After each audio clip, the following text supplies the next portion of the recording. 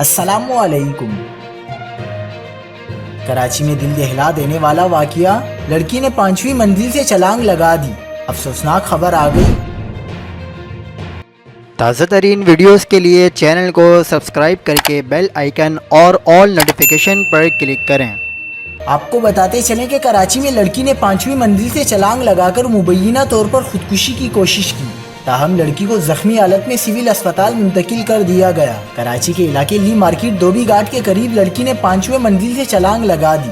5ویں منزل سے چھلانگ لگا کر لڑکی نے مبینہ طور پر خودکشی کی کوشش کی، تاہم زخمی حالت میں لڑکی کو سول اسپتال منتقل کر دیا گیا۔